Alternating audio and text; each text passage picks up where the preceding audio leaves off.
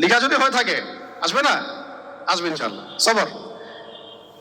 তো এই জন্য মুমিনদেরকে বলা হয়েছে তোমরা কখনো হতাশ হবে না, কারণ তাকদীর লেখা হয়ে গেছে, হতাশ হওয়ার কোনো কারণ নাই। একটা প্রবণতা আমরা সমাজে দেখছি, ইয়াং জেনারেশনকে আমরা নসিহত করবো যে ভুলেও নিজের জীবনকে বিসর্জন দিতে যাবেন না। আল্লাহ রাব্বুল আলামিন আপনাদেরকে সৃষ্টি করেছেন তার ইবাদত করার জন্য এবং তার জমিনে তার দিনটাকে প্রতিষ্ঠা করার জন্য। হেলায় খেলায় আপনার জীবনটা নষ্ট করবেন না, ঠিক আছে ভাই? আল্লাহ বোঝার তৌফিক দান করেন। তো কলম সৃষ্টি করার পরে কিয়ামত পর্যন্ত সব লেখা হয়ে গেছে। এখন আমাদের এই পৃথিবীতে তো মানুষ ছিল না, ছিল? এদিকে মনোযোগ দেন। এই পৃথিবীতে কি আগে মানুষ ছিল? এই পৃথিবীতে আগে কি ছিল তাহলে বলেন? হ্যাঁ, মাশাআল্লাহ। এই পৃথিবীতে আগে কি ছিল? এখন ওরা নাই।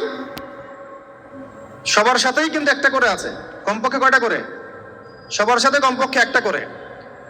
আর কোন কোন জায়গা আছে যেখানে জিনের বড় বড় আকড়া আছে। পৃথিবীতে যে জায়গাগুলো থেকে ইসলাম বিরোধী অপতৎপরতাগুলো চলে, ওখানে জিনের আকড়া বেশি। আর কথা বুঝতে পারছেন?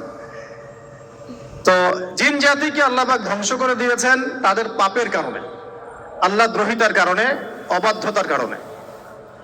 এখন আল্লাহ রাব্বুল আলামিন ইরাদা করলেন পৃথিবীতে আমাদেরকে সৃষ্টি করবেন, মানে মানুষকে সৃষ্টি করবেন।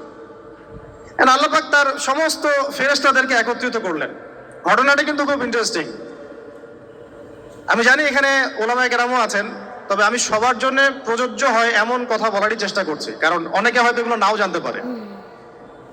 তো আল্লাহ পাকের ভাষায় আমি যদি বলি, আল্লাহ রাব্বুল আলামিন বলছেন, আউযু বিল্লাহি মিনাশ শাইতানির রাজীম, ওয়াইয ক্বালা রাব্বুকা লিল মালায়েকা ইন্নী জাইলুন ফিল আরদি খলিফা। হে নবী মুহাম্মদ সাল্লাল্লাহু আলাইহি ওয়াসাল্লাম, তুমি স্মরণ করো সেই সময়ের কথা যখন আল্লাহ তোমার রব সমস্ত ফেরেশতাদেরকে ডেকে বলেছিলেন যে ইন্নী জাইলুন ফিল আরদি খলিফা, আমি জমিনে মানে পৃথিবীতে আমার খলিফা পাঠাতে চাই।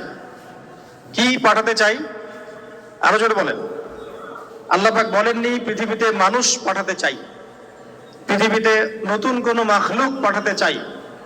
আমাদেরকে আল্লাহ পাক সম্মানের শব্দে সম্মানিত করেছেন, বিশেষায়িত করেছেন। আমাদেরকে বলেছেন আমরা আল্লাহর খলিফা, আমরা আল্লাহর খলিফা। এখন আমরা আল্লাহর খলিফা, কিন্তু পৃথিবীতে মানুষ খিলাফা শব্দ সহ্য করতে পারে না। হ্যাঁ, কি অদ্ভুত না? এটা কোরআনে কি শেষের দিকে আছে না প্রথম দিকে আছে? সূরা বাকারার একদম শুরুর দিকে 3, 4, 5টা পৃষ্ঠা উল্টালে দেখবেন এই একটা আছে। কোরআন তাহলে শুরু থেকে কখনো খুলেও দেখেনি সে ব্যক্তি।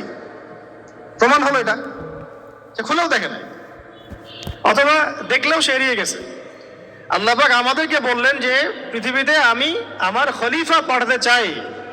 তাহলে আদম আলাইহিস সালামকে আল্লাহ পাক মুহাব্বতের শব্দে, সম্মানের শব্দে বিশেষায়িত করলেন কি বলে? সুবহানাল্লাহ, সুবহানাল্লাহ। আর খলিফা কাকে বলে এটা আমি আপনাদেরকে বোঝাচ্ছি একটা দোয়া থেকে। এই যে গাড়িতে করে আমরা বাসা থেকে আসলাম বা যখন কোনো সফরে যাই, আমরা একটা দোয়া পড়ি, সুবহানাল্লাযী সাখখারা লানা হাযা ওয়া মা কুন্না লাহু মুকরিনিন ওয়া ইন্না ইলা রাব্বিনা লামুনকালিবুন। এতটুকু তো পড়ি নাকি? বা এগুলো পড়তে হবে? বইমেলা এসেছি শুধু লেকচার শোনার জন্য না, ছবি তোলার জন্য না। আজকে জীবনটা পরিবর্তন করার নিয়ত করে যাইতে হবে, ঠিক আছে ভাই? বই প্রকাশ করা, ছাপানো, বিক্রি করা, লেখা, এর চেয়ে বড় কথা আমার জীবনটা ইলমের আলোয় আলোকিত করা। আমি বই লিখলাম ধরেন একটা, আমার মধ্যে সেই আমল নাই, লাভ নাই। লাভ আছে?